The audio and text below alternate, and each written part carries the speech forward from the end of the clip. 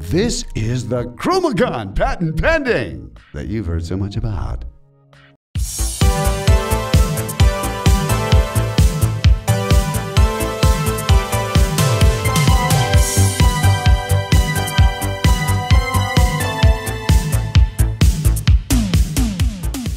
Hey guys, what is going on? Chris here with Shughead Gaming, bringing you my review for Chromagun VR, developed by Pixel Maniacs and releasing on PSVR this February 19th, 2019 for an estimated price of $20. As usual, this was reviewed on a PS4 Pro. Chromagun is a color-based puzzle shooter. Navigate test chambers by painting walls and droids using your excellent preschool color mixing skills. Often compared to the famous Portal series, does Chromagun fill those lofty comparisons? Let's find out. As always guys, if you like this video, please hit that like button, and if you'd like to see more PSVR content from me, please consider subscribing, and for video updates, hit that bell icon. As always, let's kick this review off with a look at graphics.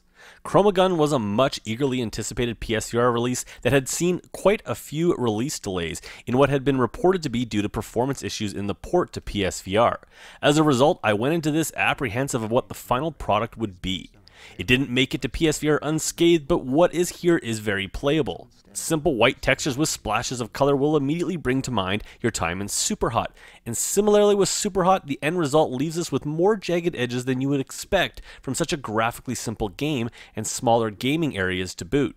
This isn't a jagged mess, and it didn't hinder the experience in the slightest, but it's still noticeable, and I couldn't help but want a pro patch to tighten it all up. And speaking of pro support, another point that came up in past conversations with the developers was that they couldn't get smooth turning to work. As a result, the game would be click turning only. Smooth turning was surprisingly actually patched in during my review time, and I can see why it didn't pass Sony's certification process to start with. The result is smooth turning with an uncomfortable and very noticeable stutter, sure to give gamers with motion issues the barfs. I quickly switched back to click turning, and while the forward walking isn't buttery smooth, it's definitely playable and fairly comfortable. Outside of sharpness and frame rate, Chromagun's bright colors and white sterile environments are just as they were in the standard version, with only a few changes here and there. The Chromagun itself looks sharp, and firing off paint shots looked and felt satisfying. Well, you know, as much as shooting paint blobs can be. Sound is up next. Please find and subsequently step into the trigger. Sensational! Please do not leave the trigger to ensure the continued opening of the exit door. Like its visuals, the sound design and Chromagun are a simple package. All the basic sounds you might expect are here, including the nice-to-hear footsteps of your character and the characteristic sci-fi door-opening sounds that all sound like a riff on the original Doom door sounds. You know what I'm talking about. Voice work is well done and relegated to the booming overseer, who will instruct you from the beginning as you get your bearings, and again from time to time as you learn a new mechanic or screw up. The latter of which had me actually laughing at his condescending and comedic attitude. In light of recent events, we really feel the need to reiterate and emphasize the deadly electrified maintenance tiles on the floor below you.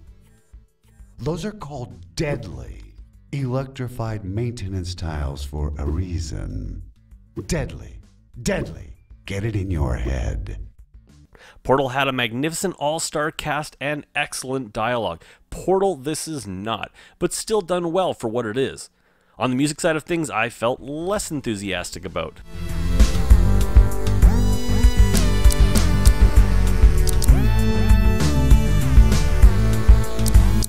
As the generic techno-synth tracks became a bit grating by the second floor. This wasn't helped by the music's overly loud presence in the sound mix, so I recommend adjusting this before you get into the game. And that brings us to gameplay. Chromagun has often been referred to as the poor man's Portal, or the much kinder Portal Lite. Let me be clear, while similarities are easy to make, Portal this is not. Story is as simple as it gets. You've been hired to test Chromatech's latest creation, the aptly titled Chromagun, and that of its paint, with military applications. And that is it. So those expecting Portal's deep and often hilarious story, that's not here. Throughout the 8 floors and 26 levels, you'll be tasked with using said Chromagun to paint walls, floors, and floating spherical robots called worker droids. These worker droids are attracted to walls of the same color and will move towards them. Your task is to rearrange worker droids, changing their colors and guiding them to door opening triggers, switches, or electrified tiles. Your gun will shoot 3 primary colors of red, blue, and yellow. To start with, that is. Pretty shortly, you'll be mixing primary colors together on walls, certain floor panels, and worker droids to create the secondary colors green, purple, and orange. Adding more than 2 colors on any one object results in the color black, which doesn't attract anything. As a result, many colors require some pre-planning to avoid using colors or color combinations that may be needed further down the line in a given puzzle. To keep things fresh, the game adds in barrier walls, electrified tiles, which are hazardous to not only you, but droids, attack droids which chase you until tethered, and a few other surprises I'll leave up to you to discover.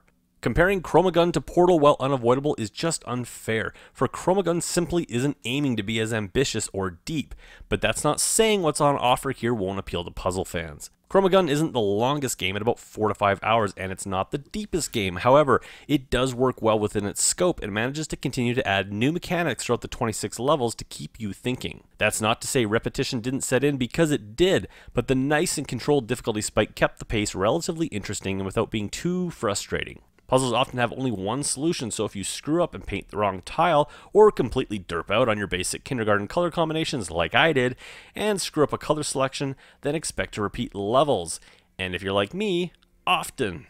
Controls are handled by the DS4 and, much appreciatively, the aim controller. Either choice results in the same control choices, the same slow walking pace, and the same aiming mechanics. So even if you choose the DS4, normal FPS aiming does not apply here, as you'll be using the light bar and actually aiming, something similar to Firepoint and Firewall. Both controllers work and track perfectly, with the aim being my choice, because the Chromagun is a gun, so it just feels better. Chromagun will be played seated and with minimal space required. There are no comfort options other than click turning, and with the less than perfect frame rate, those who really struggle may have issues, but for most, the slow walking speed should make it a mostly comfortable playthrough. And finally, that brings us to fun factor and my final review. Chromagun is not the Portal clone many hoped it would be, but it's as close as we're going to see on this generation of PSVR.